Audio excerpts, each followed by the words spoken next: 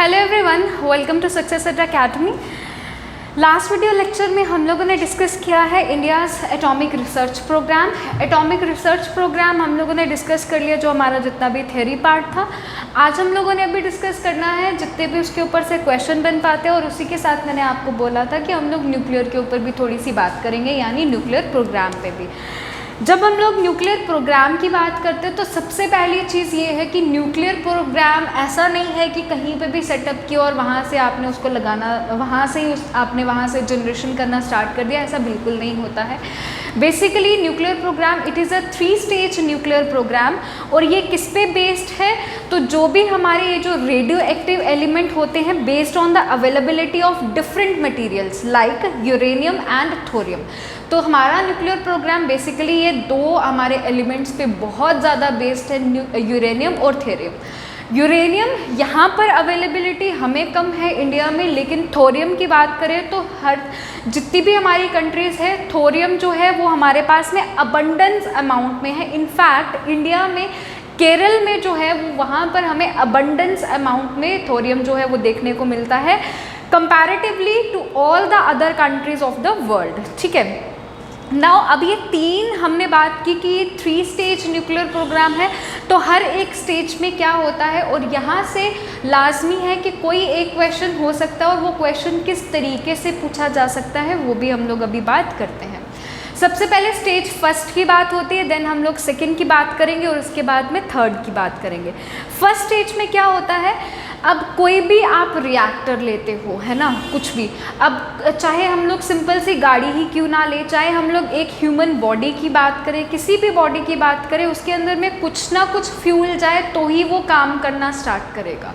Human body की बात करें, हम लोग जो खाना खा रहे हैं, हम लोग जो पानी पी रहे हैं, वो एज अ फ्यूल ही तो काम करता है, क्योंकि उसके बाद ही हमारी बॉडी जो एक मशीन जो है वो काम करना स्टार्ट करेगी।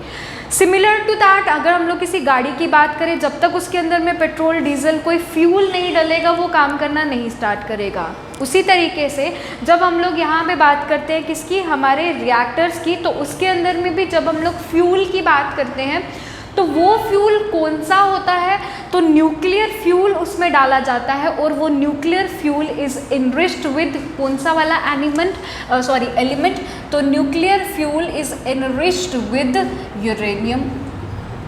इनफैक्ट थोरियम भी होता है, लेकिन अभी हम लोग बात कर रहे हैं स्टेज फर्स्ट न्यूक्लियर प्रोग्राम की। तो स्टेज फर्स्ट में जो न्यूक्लियर फ्यूल जो हम लोग यूज़ करते हैं वो कौन सा यूज़ करते हैं, यूरेनियम का। अब इसके अंदर में रिएक्टर कौन से आते हैं, तो ये भी आपसे पूछा जाता है कि स्टेज फर्स्ट के अंदर में कौन से रिएक्टर्स आते हैं। तो एंड द रिएक्टर्स आर, कौन कौन से रिएक्टर्स हो जाएंगे, BWR, PHWR, PWR, which stands for BWR यानी boiling water reactor, PHWR pressurised heavy water reactor, PWR pressurised water reactor. तो ये तीनों के तीनों जो रिएक्टर्स जो हैं ये किसके अंदर आएंगे, स्टेज फर्स्ट न्यूक्लियर प्रोग्राम में। ये तीनों के तीनों रिएक्टर में डलता कौन सा फ्यूल है, तो आएगा आंसर क्या, uranium. BWR boiling water reactor, PHWR PWR। अब BWR में क्या चीज़ें होती हैं, तो BWR के अंदर में जो फ्यूल रहता है वो क्या होता है, तो BWR के अंदर में हमारा फ्यूल 2.5 to 3.5% जो होता है वो क्या रहता है, यूरेनियम होता है। BWR में 2.5 से लेके 3.5% तक क्या रहता है, हमारे पास में यूरेनियम होता है। इसके अंदर में मॉडरेटर और कूलेंट जो होते हैं उसके अंदर में डाला जाता है बॉइलिंग वाटर। अब मॉडरेटर एंड कूलेंट की बात करते हैं, और उसके अलावा और हम लोग क्या बात करेंगे, अब ये जो रिएक्टर है बेसिकली कुछ इस तरीके से हमारे पास में कोई भी एक सेटअप है, कोई एक रिएक्टर का, इसके अंदर में क्या डाली जाती है, इसके अंदर में ये हमारे पास में डाली जाती है कंट्रोलिंग रॉड्स। Controlling rods. अब ये कंट्रोलिंग रॉड्स का फंक्शन क्या होता है, तो कंट्रोलिंग रॉड्स बेसिकली एक स्विच की तरह काम करती हैं। जैसे ही ये रॉड्स ऊपर की तरफ जाती है, न्यूक्लियर फ्यूल जो है इसके अंदर में बंद हो जाता है डलना, और जैसे ही ये रॉड्स नीचे की तरफ आती हैं तो न्यूक्लियर फ्यूल जो है वो वापस से स्टार्ट हो जाता है, इसके अंदर न्यूक्लियर बम्बार्डमेंट इसके अंदर में होता है। देन मॉडरेटर की बात करें तो न्यूट्रॉन की स्पीड को कंट्रोल करने का काम किसका होता है, मॉडरेटर का। कूलेंट की बात करें तो वो जो उसको ठंडा करने के लिए मशीन के अंदर का जो सेटअप है उसको ठंडा करने के लिए हम लोग किसका यूज़ करते हैं, कूलेंट का। कंट्रोलिंग रॉड्स का काम भी आपने समझ लिया। नाउ BWR के चलते ही हमारे पास में फर्स्ट रिएक्टर जो इंस्टॉल किया गया था, तो first reactor was installed eight, कहाँ पर किया गया था, तो ये क्वेश्चन पूछा जाता है। तो आंसर क्या हो जाएगा, first reactor was installed at Tarapur. और ये कहाँ से लिया था हमने, तो this we took from US का जनरल इलेक्ट्रिक कंपनी। और ये कब लगाया गया था, 1962 में। अपने आप में एक इम्पॉर्टेंट चीज़ है, क्लियर। देन अगले रिएक्टर की बात करें विच इज़ PHWR यानी pressurised heavy water reactor. Again पूछा जाएगा कि इसके अंदर में न्यूक्लियर फ्यूल कौन सा होगा, तो इसके अंदर में भी जो न्यूक्लियर फ्यूल रहेगा वो कौन सा होगा, natural uranium. Natural uranium moderator and coolant are heavy water under high pressure। ये पूछा जाता है कि PHWR जो है प्रेशराइज्ड हैवी वाटर रिएक्टर जो है ये कौन से प्रेशर के अंडर रखा जाता है, तो आंसर क्या हो जाएगा, under high pressure, under high pressure. PHWR BWR हमने कहाँ से लिया है, US की जनरल इलेक्ट्रिक कंपनी से। PHWR हमने कहाँ से लिया है, तो टेकन फ्रॉम कनाडा, और ये लिया था 1965 में। तारापुर वाला हमने लिया था 1962 में US से, और PHWR हमने लिया है कनाडा से 1965 में, क्लियर। अब ये जो 1965 में ये लिया, इनफैक्ट 1974 में बुद्धा स्माइलिंग ऑपरेशन भी चलाया गया था इंडिया की तरफ से, लेकिन USA ने उसके ऊपर क्या कर दिया था, कुछ सैंक्शन लगा दिए थे, और वो जो है वो नहीं चल पाया था, मतलब वो आगे वर्क नहीं कर पाया था। लेकिन अगर आपसे पूछा जाए कि ये जो बुद्धा सबसे पहला जो PHWR जो कौन सा लगाया गया था, तो ये क्या हो जाएगा, बुद्धा स्माइलिंग, हालांकि वो ऑपरेशन में उतना नहीं आया था। नाउ PWR की बात करें यानी प्रेशराइज्ड वाटर रिएक्टर की, तो फ्यूल इसके अंदर में कौन सा रहता है, again fuel is enriched with uranium. Moderator and coolant boiling water under same high pressure जैसे PHWR में था। इनको क्या कहा जाता था, इनको क्या कहा जाता है, इंपॉर्टेंट चीज, PWR also known as third plus generation reactor, third plus generation reactor, because of they are inherent mechanism for safety light water reactor. अब ये जो हमारे पास में PWR, इसको थर्ड प्लस जनरेशन रिएक्टर कहा जाता है, क्योंकि इसके अंदर में हमारे पास में कुछ और भी रिएक्टर इसी के अंदर इंस्टॉल किए गए, और वो कौन से रिएक्टर PWR के अंदर में इंस्टॉल किए गए थे, तो there are 3 reactor under this which is VVER, next EPR और एक AP, ठीक है।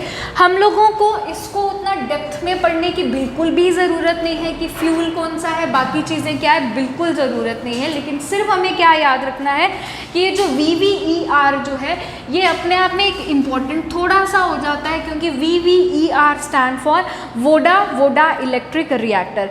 ये रिएक्टर हमने लिया था रशिया से, और रशिया में वोडा का मतलब क्या होता है, वाटर, ठीक है। First deal was sign in 1988, although बाकी इतना हमारे लिए ये इम्पॉर्टेंट नहीं है यहाँ पे। नेक्स्ट उसके बाद में स्टेज फर्स्ट की हमने बात की, तो स्टेज फर्स्ट में हम लोगों ने कहा कि यहाँ पर स्टेज फर्स्ट न्यूक्लियर प्रोग्राम में हमारे पास में जो न्यूक्लियर फ्यूल डाला जाता है वो किसका डाला जाता है, यूरेनियम में। स्टेज फर्स्ट न्यूक्लियर प्रोग्राम में कितने रिएक्टर इंस्टॉल किए गए, 3, तो वो 3 कौन कौन से, BWR, PHWR, PWR। BWR यानी boiling water reactor, PHWR pressurised heavy water reactor, PWR pressurised water reactor. BWR के अंदर में 2.5 से लेकर 3.5% तक का यूरेनियम होता है। पहला रिएक्टर इंस्टॉल किया गया तारापुर में, और ये BWR हमने कहाँ से लिया था? US की जनरल इलेक्ट्रिक कंपनी से 1962 में। PHWR अगेन इसके अंदर में जो हमारा फ्यूल रहेगा वो कौन सा है? यूरेनियम का, अंडर हाई प्रेशर। ये हमने कहाँ से लिया है? कनाडा से 1965 में। PWR इसको कहा जाता है थर्ड प्लस जनरेशन रिएक्टर, और ये भी कैसा है? इसके अंदर में भी यूरेनियम डाला गया है। इसके अंदर हम लोगों ने 3 रिएक्टर्स जो है वो इंस्टॉल किए। वो कौन कौन से? VVER, EPR, APR, और ये इतने ज़्यादा इंपॉर्टेंट नहीं है। नेक्स्ट हम लोग बात करें, नेक्स्ट हम लोग यहाँ पे डिस्कस करेंगे क्या? स्टेज 2 की। तो स्टेज 2 में यहाँ पर क्या आता है?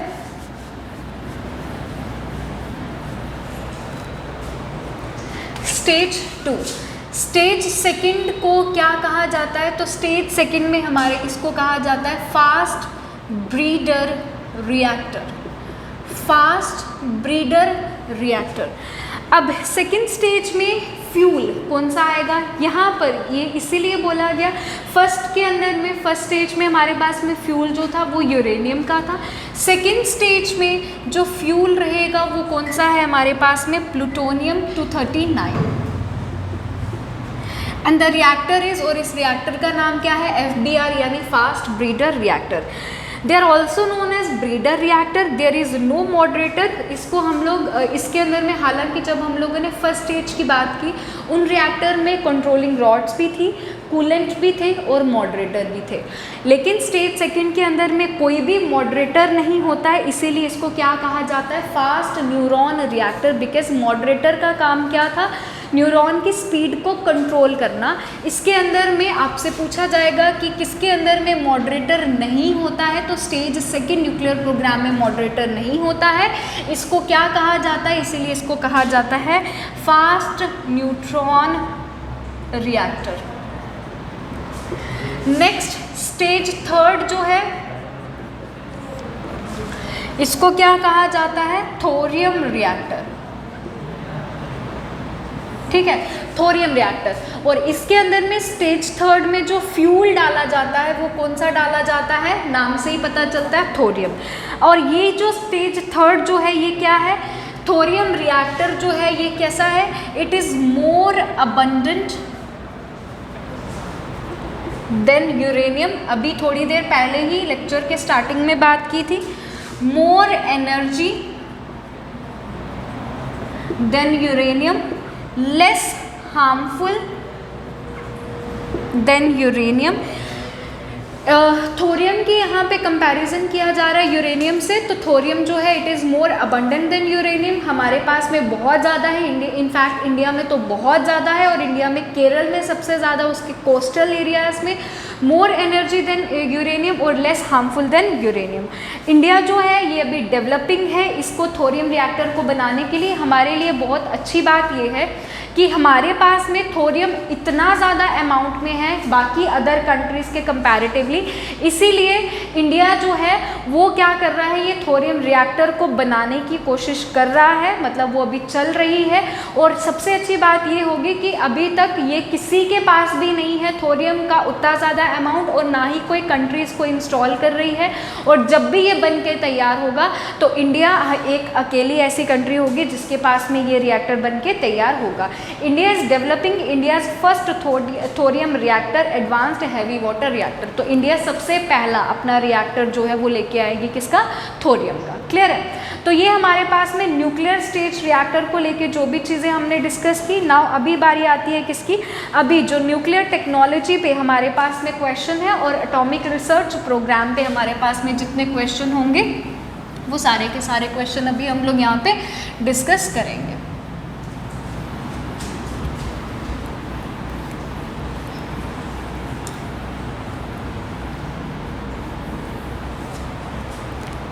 चले, नाउ आप लोग ऊपर हेडिंग डाल सकते हैं न्यूक्लियर टेक्नोलॉजी।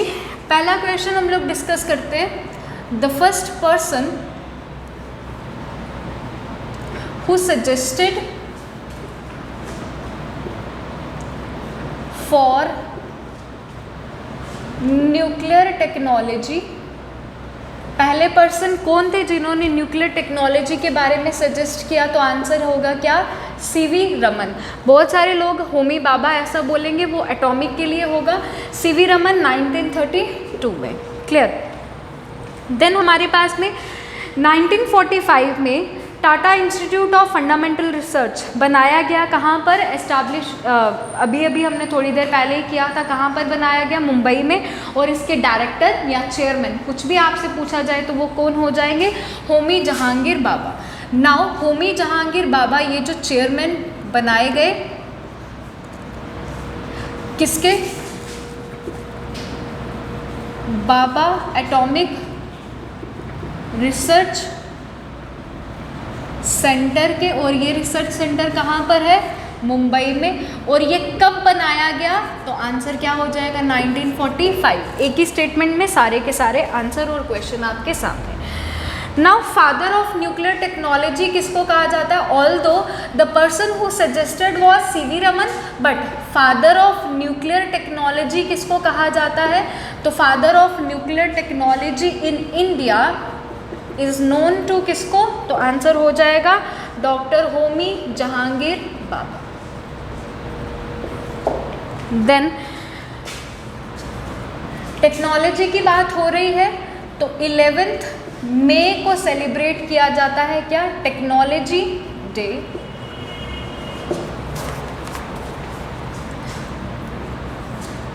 अब ये सारे के सारे काम जो हैं ये रिलेटेड टू हमारे जितने भी इंजीनियर, तो इंजीनियर्स डे सेलिब्रेट होगा 15 सितंबर। साइंस की बात कर रहे हैं तो ये तो सबको पता है 28 फरवरी world science day. Next department of energy, department of atomic energy ये बनाया गया कब? 1954 में। अंडर द चेयरमैन कौन थे इसके? Prime minister of India. First chairman जो डिपार्टमेंट ऑफ एटॉमिक एनर्जी के बनाए गए थे तो वो कौन थे? 1954 में। अगर जो लोगों ने अपनी पॉलिटी स्ट्रॉन्ग की है तो उन लोगों को नाम इनके प्रोटोकॉल से भी पता चल जाएगा। तो first prime minister of India who was Pandit Jawaharlal Nehru. Clear. तो 1954 1947 में हम लोगों को इंडिपेंडेंस मिली थी और जवाहरलाल नेहरू का जो टेन्योर था ये सबसे लंबा रहा है अभी तक का 12 इयर्स का। तो आप लोग इसको कैलकुलेट कर सकते हैं कि अगर 54 में जब ये बना था तो प्राइम मिनिस्टर अगर इनके रहे थे, चार्ज जो थे वो चार्ज जिन्होंने लिया था वो प्राइम मिनिस्टर थे। तो आपको पता होना चाहिए कि 1954 में प्राइम मिनिस्टर कौन थे, तो आप इसको उस तरीके से भी रिलेट कर सकते हैं। Next, first nuclear test conducted in, पहला न्यूक्लियर टेस्ट जो है ये कब कंडक्ट किया गया था? 18 मई 1974। और अभी जब मैंने आपको न्यूक्लियर स्टेज प्रोग्राम फर्स्ट वाला जब पढ़ाया था तब उसी में हमने 1974 का जब जिक्र हुआ था तो हमने वहाँ पे उस ऑपरेशन का नाम डिस्कस किया था। वो क्या था हमारे पास में? स्माइलिंग बुद्धा। और हमने ये भी डिस्कस किया था कि स्माइलिंग बुद्धा 1974 में जब ये बनाया गया, लेकिन इस स्माइलिंग बुद्धा ऑपरेशन के ऊपर सैंक्शन लगा दिया था किसने? यूएसए ने।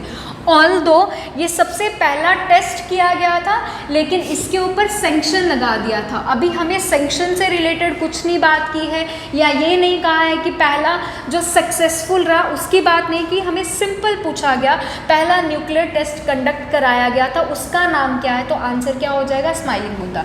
और ये कहाँ पर कब कराया गया? 1974 में। लेकिन अगर जगह पूछे तो जगह क्या हो जाएगी? पोखरन, राजस्थान। तो एक ही लाइन में हम लोगों ने ये सारे क्वेश्चन डिस्कस कर लिए इसी के रिलेटेड। नेक्स्ट क्वेश्चन की बात करें, यस तो अगला यही आपसे रिलेटेड क्वेश्चन है कि smiling Buddha is a first nuclear test name at that time जब ये पहला नाम, जब ये स्माइलिंग बुद्धा, जब पहला न्यूक्लियर टेस्ट कंडक्ट कराया जा रहा था तो इस स्माइलिंग बुद्धा का नाम किसने रखा था और उस टाइम पर प्राइम मिनिस्टर कौन थी? तो जब ये स्माइलिंग बुद्धा की बात हुई थी 1974 में, तो 1974 के टाइम पे जो प्राइम मिनिस्टर हमारे पास में थी वो कौन सी थी? श्रीमती इंदिरा गांधी।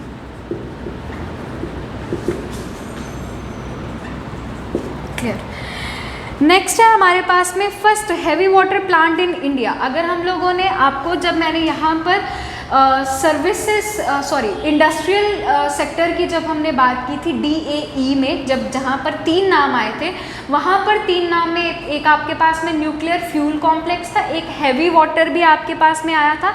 तो हैवी वाटर वाला का जो मतलब जो प्लांट जो है, स्टेशन जो है, वो कहाँ पर था? मुंबई में। और आपसे पूछा गया है कि पहला जो first heavy water plant in India, पहला प्लांट कहाँ लगाया गया था हैवी वाटर का? तो आंसर क्या हो जाएगा? नंगल, पंजाब। लेकिन इसका हेड ऑफिस जो है हैवी वाटर का, ये कहाँ पर है? मुंबई। ठीक है। उसके बाद में first swimming pool sector in India, first swimming pool sector in India, इसका नाम क्या है? अप्सरा। नेक्स्ट है largest reactor in India, largest reactor in India, answer है ध्रुव। ये सारे के सारे वन लाइनर है जो आपसे क्वेश्चन पूछे भी जाते हैं, वही हम लोग डिस्कस कर रहे हैं। नेक्स्ट क्वेश्चन है हमारे पास में mixed oxides reactor in India, mixed oxides reactor in India, answer क्या हो जाएगा? कामिनी। लार्जेस्ट रिएक्टर ध्रुव, स्विमिंग पूल सेक्टर रिएक्टर अप्सरा और मिक्स्ड ऑक्साइड रिएक्टर कामिनी। ठीक है, तो ये आपके पास में क्वेश्चन हुए न्यूक्लियर टेक्नोलॉजी के। अब हम लोग इसी न्यूक्लियर और साथ ही में एटॉमिक रिसर्च के ऊपर जो क्वेश्चन है वो भी यहाँ पे हम लोग डिस्कस करते हैं। तो पहला क्वेश्चन हमारे पास में जो एटॉमिक रिसर्च प्रोग्राम से है, ये हमने न्यूक्लियर टेक्नोलॉजी से रिलेटेड डिस्कस कर लिए। एटॉमिक रिसर्च से अब हम लोग बात करते हैं। तो पहला क्वेश्चन है AEC,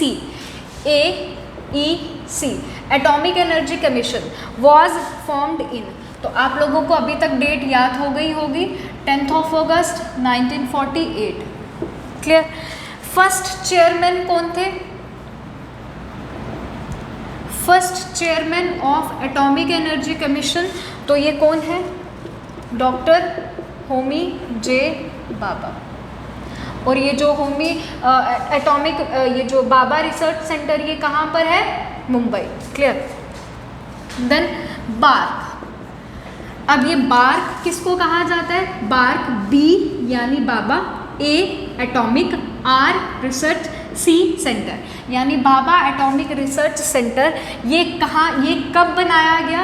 ये सेंटर बनाया गया 1957 में। और ये कहाँ पर है? ये आपको पता है ये कहाँ पर? अभी अभी बात की, मुंबई में। और अगर मुंबई में भी स्पेसिफिकली लोकेशन पूछ ले तो आंसर क्या हो जाएगा? ट्रॉम्बे। ये कहाँ पर है? महाराष्ट्र में। क्लियर। फर्स्ट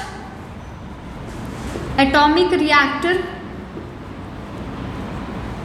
इन इंडिया, अभी थोड़ी देर पहले डिस्कस किया, अप्सरा। नेक्स्ट हमसे पूछा गया when did India carry out an underground nuclear implosion at Pokhran for the first time. यानी आपसे सिंपल लेमैन लैंग्वेज में पूछना ये चाह रहा है कि पहला जो न्यूक्लियर टेस्ट इंडिया ने कंडक्ट कराया था वो कहाँ पर, जो पोखरम में कराया था, वो कौन सा कब कराया था? तो आंसर अभी तक हमें याद हो गया, इनफैक्ट यहाँ पे भी लिखा गया है 18 मई 1974। और इस पहले न्यूक्लियर टेस्ट का नाम क्या था? The smiling Buddha.